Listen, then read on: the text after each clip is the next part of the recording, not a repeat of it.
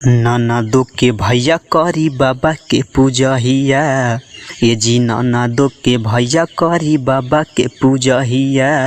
लेके फूल और पान धारी बाबा के ध्यान, लेके फूल और पान धारी बाबा के ध्यान।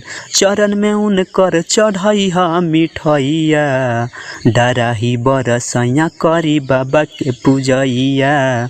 ननदो के भैया करी बाबा के पूजैया।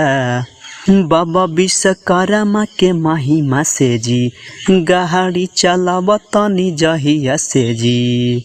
ये जी बाबा विश्वकर्मा के महिमा से जी, गाड़ी चलावतनी जहिया से जी। रही उपास बाबा करी है भलैया, मंटू दीवाना करी बाबा के पूजहिया। ए जी ननदो के भैया करी बाबा के पूजैया, डराही बरसैया करी बाबा के पूजैया।